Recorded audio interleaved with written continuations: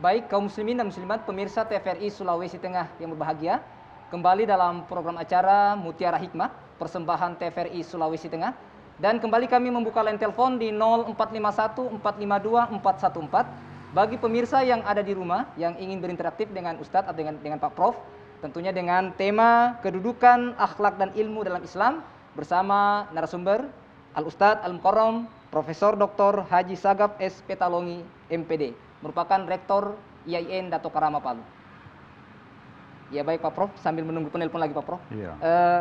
Apakah untuk berakhlak yang baik ini Pak Prof, kita harus mempelajari ilmu akidah atau ada ilmu-ilmu lain untuk mempelajari akhlak yang baik ini Pak? Iya, Ya. jadi tadi saya sebutkan Iya. bahwa dalam pandangan Islam itu semakin berilmu seseorang, maka mestinya akhlaknya itu semakin baik. Nah, ilmu di sini kan luas ya, bukan hanya ilmu duniawi tapi juga Pak. kaitannya dengan ilmu-ilmu agama, ilmu-ilmu ukhrawi. Nah, dalam bicara tentang akhlak sebenarnya orang yang mendalami ajaran agama secara cermat, secara luas, maka pasti juga akan menampilkan akhlak yang baik. Karena agama, kedalaman akidah, keyakinan itu mengajarkan orang untuk semakin memiliki ketundukan, rendah hati ya, terhadap siapa saja. Bukan hanya sesama manusia, tetapi juga makhluk-makhluk yang lain. Ya, karena beribadah kepada Allah, misalnya salat. Salat itu sebenarnya simbol-simbol akhlak yang baik, simbol ketundukan dan kerendahan seseorang. Jadi dengan kita ruku, kita sujud, sebenarnya kita diajarkan untuk membuang, menghilangkan, menghindarkan semua sifat-sifat kesombongan yang ada pada kita. Jadi tidak ada yang kita miliki, tidak ada kekuatan, kemampuan atau apa saja simbol-simbol yang kita miliki, melainkan hanya Allah Subhanahu wa taala. Jadi kita tunduk, ruku dan sujud. Itu ada lambang merendahkan dan menghambakan diri kepada Allah. Nah, karena itu kita misalnya lihat kenapa orang-orang yang akidahnya sangat dalam, ya kita sebut saja misalnya para sufistik, sufi ya. Sufi Pak Prof. Sufi. Sufi itu orang yang fana dengan kehidupan duniawi. Mereka itu begitu sederhana hidupnya, ya pakaiannya saja sederhana. Sederhana, iya. Ya. Kenapa dia berpakaian sederhana? Ya karena itu bagian dari ekspresi batinia yang dimiliki, yang memang tidak perlu yang ada di simbol-simbol yang kita tampilkan. Karena tidak ada yang mulia, tidak ada yang hebat, tidak ada yang kuat, tidak ada yang besar, melainkan hanya Allah Subhanahu wa taala. Karena itu para sufi simbolisasinya itu diantaranya adalah bukan hanya perilaku tapi juga tata cara berpakaian itu diekspresikan semua seperti itu. Nah, sehingga orang menyebutnya dengan fana dengan kehidupan duniawi. Fana itu maksudnya tidak terlalu mengutamakan lagi dengan kehidupan duniawi, tapi tujuannya semata-mata itu adalah kehidupan ukhrawi Allah Subhanahu wa taala. Nah, itu salah satu contoh bahwa untuk mendapatkan akhlak yang baik, ya harus mendalami dan mengamalkan ajaran agama secara baik dan sempurna. Nah, contoh yang kedua saya kira kita bisa lihat para alim abid ya, para ulama yang memiliki ilmu agama yang bagus. Ya rata-rata sifat dan perilakunya kan mencerminkan akhlak yang sempurna, yang menjadi contoh dan suri teladan, tidak beda-bedakan orang dan sebagainya. Jadi untuk mendapatkan akhlak yang atau sikap dan perilaku, ya selain tadi bisa dipelajari ya, tapi itu sebenarnya nanti kalau sudah dipahami, dibiasakan, akhirnya menjadi watak, ya, menjadi watak dan karakter seseorang. Karena sudah terbiasa Pak Prof ya. Sudah terbiasa. Nah, dengan begitu maka tidak ada lagi yang direkayasa kan, ya, direkayasa. Dan karena menjadi watak dan karakter, dari mana itu asalnya? Itu sumbernya dari dalam, jadi ekspresi dari sikap batinnya tadi. Sikap batinnya itu karena ketaatannya dalam beragama, ketunduan dan kepatuhannya. Jadi ada apa? Ada orang yang kemudian misalnya ya mungkin orang melihat ibadahnya bagus, agamanya bagus, baik secara formal maupun dalam pandangan yang lain. Tetapi akhlak yang tidak bagus maka itu dipertanyakan. Apakah dia meresapi nilai-nilai yang dipelajari itu atau tidak? Kan begitu. Jadi inna sholata tanha 'anil fahsya'i wal munkar itu harus terimplementasi begitu. Jadi mencegah perbuatan salat itu mampu mencegah perbuatan keji dan mungkar, itu adalah cerminan akhlak sebenarnya. Jadi bentuk ketunduan dan kepatuhan kepada Allah Subhanahu wa taala. Jadi simbolisasinya itu salat adalah perilaku. Jadi mestinya orang yang menjaga salatnya, ibadahnya, mesti juga tercermin akhlak dan sikap perilaku yang baik. Karena itu saya sampaikan tadi, kalau ada orang yang merasa agamanya bagus, Paling bagus Pak Prof ya ingin menegakkan agama tapi menggunakan cara-cara kekerasan, maka itu perlu dipertanyakan. Apa benar ini ya, agama selama ini terinternalisasi dalam dirinya, dalam jiwanya, atau sekedar hanya simbolisme saja. Kan begitu. Iya, saya kira itu. Iya, baik Pak Prof. Kaum muslimin dan muslimat pemirsa TVRI Sulawesi Tengah yang berbahagia, kembali kami membuka line telepon di 0451 452 414 bagi pemirsa yang ada di rumah yang ingin berinteraktif dengan Ustadz atau dengan Pak Prof pada hari ini di program acara Mutiara Hikmah persembahan TVRI Sulawesi Tengah. Kembali kami. Ya baik, saya bertanya lagi Pak Prof tentang bagaimana cara kita mendidik generasi kita ini Pak Prof. Apalagi Pak Prof ini di zaman milenial. Ada sebutan zaman now Pak Prof ya. Jadi seperti apa kita mendidik akhlak, adab dan ilmunya ketika kita berhadapan dengan mereka dan dalam kondisi Covid seperti ini Pak Prof. Tafadhol. Iya. Jadi sekarang ini banyak instrumen yang mempengaruhi orang untuk berperilaku dalam akhlakul dalam perilaku akhlak yang kurang baik katakanlah ya. Akhlakul madlumah. Jadi kenapa seperti itu? Karena salah satu pengaruhnya adalah dari gencarnya perkembangan informasi dan komunikasi sekarang ini. Jadi mengakses berbagai macam model dan bentuk kehidupan, interaksi yang tanda petik yang mengarah kepada sifat hedonisme, yang mengutamakan bersenang-senang dan sebagainya, yang imbasnya nanti itu pada perilaku-perilaku yang menyimpan dan sebagainya, itu sudah mudah sekali didapat, diakses.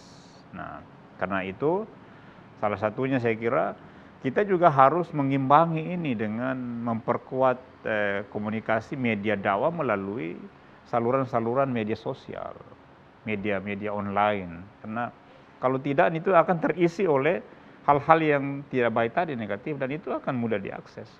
Jadi model pendidikan dalam konteks anak-anak milenial, generasi milenial sekarang harus juga didekati dengan pendekatan dan metode milenial. Milenial juga Pak Prof ya.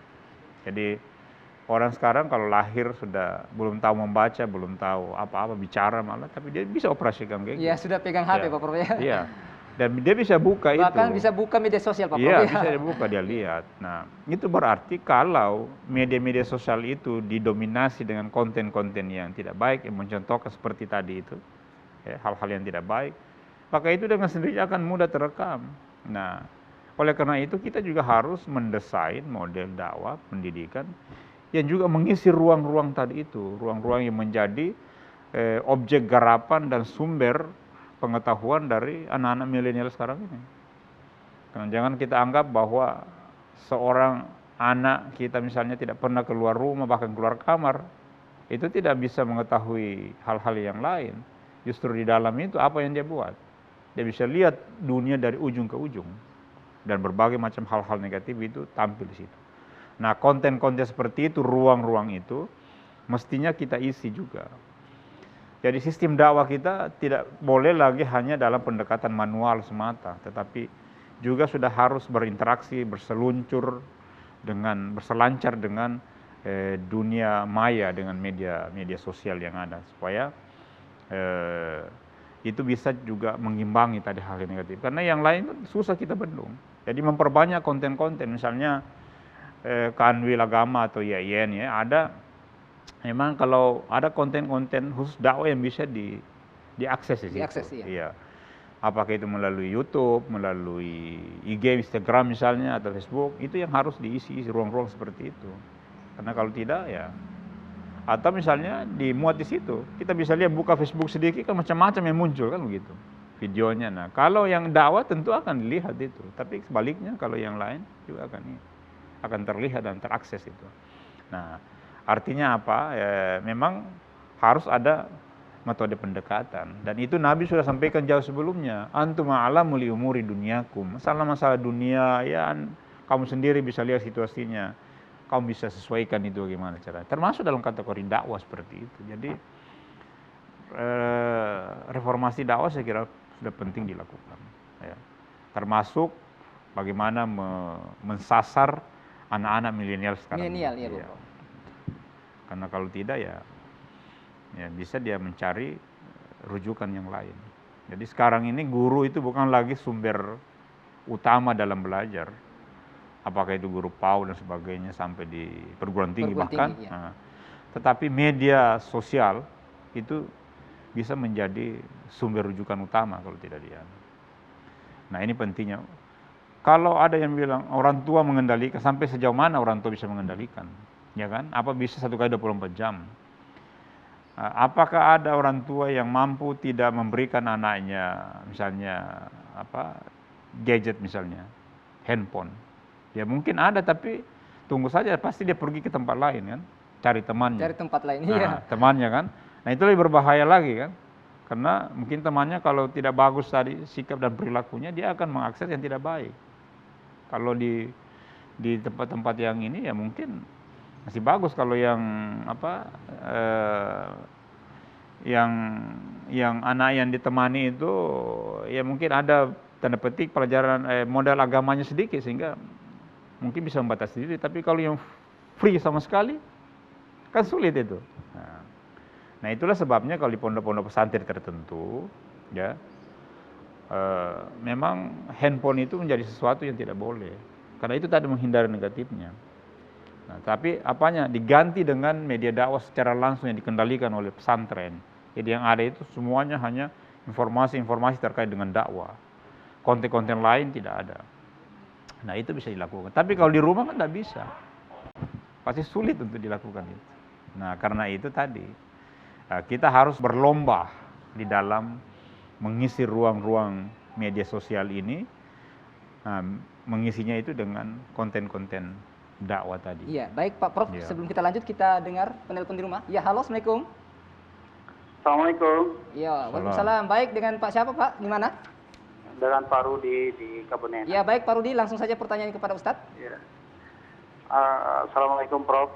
Assalamualaikum warahmatullahi wabarakatuh. Iya. Cuma sekarang ini Prof, ya mungkin semua orang sudah tahu. Kita ini kan sudah beribu-ribu ustadz dan sebagainya dengan cara-cara orang-orang Islam ini melakukan dakwah dengan berbagai macam. Tetapi bagaimana yang pertama, bagaimana Pak Prof menanggapi banyaknya hal-hal yang ingin menyudutkan hal-hal yang kita lakukan di kalangan kita sendiri, terutama yang pertama. Yang kedua, bagaimana Pak Prof menanggapi perkataan daripada Jenderal Sudirman, dan apa yang harus kita lakukan,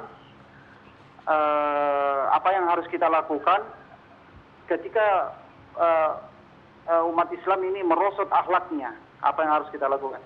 Yang tadi saya katakan tentang Jenderal Sudirman itu, beliau mengatakan kejahatan akan menang bila orang-orang benar tidak melakukan apa-apa. Saya kira itu Prof. Terima kasih banyak. Salam sehat selalu. Assalamualaikum warahmatullahi wabarakatuh. Waalaikumsalam warahmatullahi wabarakatuh. Baik, terima kasih Pak Rudi di Kabunena. Di belakang Pak Rudi di Kabunena, kembali kami membuka line telepon di 0451 452 414 bagi pemirsa yang ada di rumah yang ingin berinteraktif dengan Ustadz pada materi kita sore hari ini di program acara Mutiara Hikmah. Ya baik, Pak Prof, mungkin sambil menunggu lagi kita jawab Iya. dulu pertanyaan dari Pak Rudi ini, Pak Prof, tentang Iya. Apa media tadi? kadang-kadang berdakwah Pak Prof, tapi ada juga yang Ya, menentang. memberikan iya. Ya. Seperti apa Pak Prof itu? Ya saya kira itu biasa memang dua sisi seperti dua sisi mata uang begitu ya, yang setiap ada dakwah ada saja yang kontra ya, itu biasa itu. Nah sekarang kita yang pertama saya kira yang dilakukan itu konsistensi ya, konsistensi di dalam berdakwah itu. Nah kalau yang dimaksudkan ini dengan media-media sosial, memang sekarang ini ada apa ya, dan saya kira itu harus diimbangi, kalau tidak susah. Jadi di media sosial itu ada memang buser-buser namanya ya, yang memang kelompok-kelompok tertentu kalau itu berbeda pendapat dan misinya misalnya, itu dia akan bully habis-habisan orang yang menanggapi tadi itu. Itu memang sudah didesain seperti itu. Jadi ada tim-tim untuk penguatan suatu visi tertentu, suatu misi tertentu. Nah kita harus mengimbangi itu memang, karena kalau tidak sedikit yang benar itu bisa dikalahkan dengan berita hoax itu. Dan itu orang terpengaruh karena buka sini itu, bersini itu. Jadi harus ada perimbangan. Nah, ya kita kan berbeda dengan Malaysia. Kalau Malaysia konten-konten begitu kan dia kendalikan. Kita kan kebebasan pers kan ada. Dan kebebasan dalam, walaupun ya pemerintah juga sudah mulai memfilter itu, tetapi tidak secara penuh. Jadi contoh saja, buka saja, apakah di mana saja, apakah itu Instagram, Facebook atau apa saja. Ketika ada hal yang misalnya orang itu dianggap tidak bagus, tidak disukai oleh orang tertentu, itu bisa dilakukan pembunuhan karakter sehingga seolah-olah walaupun dia benar seolah salah, dibalikkan itu dia. Fakta dibalik Pak Prof. Iya, dibalik, dan itu sampai komentarnya atau yang membuli itu followernya sampai misalnya ratusan, padahal itu kelompok itu juga, itu yang mendesain. Nah karena itu harus ada perimbangan. Jadi itu betul, itu memang sekarang ini media sosial seperti itu dan tidak bisa kita hindari. Nah makanya tadi saya katakan bahwa harus ada upaya dan langkah-langkah untuk melakukan perimbangan, kalau tidak. Berarti Pak Prof, para pendakwah ini harus juga masuk di media sosial Pak Oh iya, Prof, harus media sosial, dan media sosial digunakan untuk dakwah kan, itu penting untuk kita lakukan. Apalagi tadi yang kedua. Kemudian Pak Prof, pertanyaan dari Pak Rudi Kabunia tentang perkataan Jenderal Sudirman ini Pak Prof. Iya. Ya, tentang seperti apakah perlu dilakukan keseimbangan dalam menegakkan akhlak ini Pak Prof? Iya, jadi kan ya Jenderal Sudirman itu memang berjuang sebenarnya, pendekatan spiritualnya beliau tinggi, dan itulah yang memotivasi untuk melakukan perlawanan ya, mengusir penjajah. Dan bagi kita umat Islam memang, termasuk umat beragama saya kira yang lain juga begitu. Jadi spirit kekuatan itu, semangat ya, juang itu kalau dilandasi dengan iman dan takwa, maka itu memang tak terkalahkan. Misalnya dalam Islam, kalau kita bekerja, berbuat apa saja, selalu kita niatkan bahwa ini bagian dari ibadah yang saya lakukan karena memberikan manfaat kemaslahatan orang lain, maka kita tidak perlu apapun yang lain. Mau ada apresiasi dari orang, mau ada pujian, mau ada reward, itu tidak penting, karena ini dilakukan dengan baik. Nah itu yang harus memang ada ya. Sehingga dia tidak berada pada satu ruang, maksudnya di mana saja ada orang melihat, tanpa ada orang melihat, tetap dia lakukan itu karena dia kini sebagai bagian, sebagai kebenaran dan bagian dari amal soleh yang dilakukan. Nah itu yang perlu kita tanamkan kan, dalam bahasa yang umum barangkali, keikhlasan di dalam berbuat dan bekerja, dalam berdakwah begitu, keikhlasan itu penting supaya tadi spiritual ya, keilahian itu muncul. Nah kalau itu maka sulit untuk dihalangi itu. Idealismenya itu luar biasa. Nah tapi hati-hati jangan sampai salah memahami tadi seperti yang saya sebutkan pertama, bahwa karena fanatisme yang berlebihan tadi tidak diimbangi dengan akhlak, akhirnya menegakkan kebenaran dengan konteks jihad, padahal mencelakakan, merusak orang lain. Islam tidak begitu. Sehingga timbul kerusakan Pak Prof. Iya, kerusakan. Bukan rahmatan lil alamin. alamin. Iya, betul. Yang kita maksud ini kan semangat di dalam melakukan sesuatu tadi ya. Nah, tentu yang kita lakukan itu berdasarkan contoh dan tuntunan dari Rasulullah Shallallahu Alaihi Wasallam. Jadi Nabi itu tidak pernah mau menyakiti dan menyinggung dan apalagi menyalahkan orang lain. Bahkan kata beliau, kalau ada orang yang menghina agamamu, kata beliau, jangan kau hina agama orang lain. Karena kalau kau hina, dia pasti hina juga agamamu. Kan begitu. Nah, itu bagian dari akhlak. Jadi kita lakukan itu dengan sesuai dengan tuntunan dan ajaran Rasulullah. Rasulullah sangat moderat di dalam berdakwah. Musuh sekalipun itu menyenangi beliau, karena tadi itu tidak pernah menyalahkan. Dengan dakwah rahmatan lil alamin, Pak Prof. Ya, rahmatan lil alamin. Iya, baik, terima kasih Pak Prof atas penjelasannya. Kaum muslimin dan muslimat pemirsa TVRI Sulawesi Tengah yang berbahagia, perbincangan kita cukup menarik dengan Pak Prof pada hari ini, tetapi kita ikuti jeda berikut ini. Tetaplah di TVRI Sulawesi Tengah, TVRI, media pemersatu bangsa.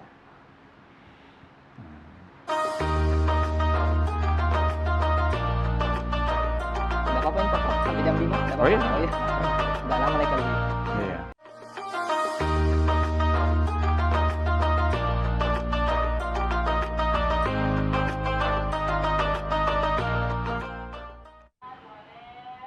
Baik, kaum muslimin dan muslimat pemirsa TVRI Sulawesi Tengah yang berbahagia, kembali dalam program acara Mutiara Hikmah, persembahan TVRI Sulawesi Tengah dengan tema kedudukan akhlak dan ilmu dalam Islam bersama narasumber Al-Ustadz Al-Mukarrom, Ustadz Profesor Dr. Haji Sagaf S. Petalongi MPD. Ya baik Pak Prof, mungkin bisa Pak Prof lanjutkan pembicaraan kita tadi tentang bagaimana akhlak itu Pak Prof. Tafadhol. Iya, jadi saya sampaikan tadi bahwa akhlak itu salah satu fondasi utama dalam ajaran Islam ya. Salah satu fondasi utama itu maksudnya harus mewarnai seluruh aspek kehidupan manusia. Jadi kalau kita bicara dalam aspek yang luas misalnya, akhlak itu tidak hanya sesama manusia, tetapi akhlak juga terhadap makhluk-makhluk yang lain. Lingkungan, menjaga lingkungan, melestarikan lingkungan, itu bagian dari akhlak. Menjaga hubungan baik dengan Allah, taat beribadah, melaksanakan perintah-perintah, itu akhlak ya. Jadi orang yang memiliki akhlak itu pasti memiliki nilai spiritual yang tinggi, dan nilai spiritual yang tinggi biasa tercermin dalam sikap dan akhlak. Nah, kalau akhlak ini lalu dibarengi dengan ilmu pengetahuan, maka akan menjadi sempurna itu. Jadi antara keduanya, tadi saya sebutkan akhlak dan ilmu pengetahuan itu dua sisi yang tidak bisa terpisahkan. Ya. Orang yang berilmu, yang ilmunya benar-benar terpatri dalam jiwanya, itu biasa tercermin dalam sikap dan perilakunya, akhlaknya. Dan di dalam mencari ilmu, terutama ilmu-ilmu kaitannya ilmu-ilmu agama, itu dibutuhkan adab akhlak. Sehingga kata orang-orang pesantren, menuntut ilmu yang dibarengi dengan akhlak yang tinggi, maka akan mendapatkan barokah, keberkahan di dalam ilmu itu. Itulah sebabnya kalau kita lihat di pesantren, itu orang luar mungkin menganggap ini terlalu menghambakan diri, ya. Dia siap menjadi hadam, ya, pembantu dari seorang guru atau kiai. Tapi memang begitu, ya, itu yang dipahami, karena ilmu itu adalah nilai-nilai yang transformasinya tidak bisa hanya dari sisi pengetahuan. Iya, tapi baik Pak Prof, sekalian dengan closing statement Pak Prof ya. Iya. Jadi dari sisi value-nya itu yang paling penting. Ya. Jadi transformasi value itu nilai-nilai. Nilai-nilai itu dicontoh dari sikap dan perilaku. Nah, jadi orang yang berilmu lalu berakhlak yang baik, maka itulah sasaran akhir daripada tujuan dari pendidikan Islam sebenarnya. Jadi bagaimana membentuk manusia yang berakhlakul karimah. Akhlakul karimah itu cerminan dari ilmu pengetahuan yang dimiliki. Jadi ada kata kunci saya tadi. Ya, baik. Semakin berilmu seseorang, maka mestinya akhlaknya itu semakin baik. apalagi kalau ilmu agama ya. Jangan sampai semakin berilmu lalu semakin tidak mencerminkan akhlak yang baik. Nah, ilmunya itu dipertanyakan, ilmu apa ini kan? Ya kan? Karena ilmu itu pasti menuntun dan mengarahkan kepada sikap dan perilaku yang baik. Pasti untuk kemaslahatan manusia kan?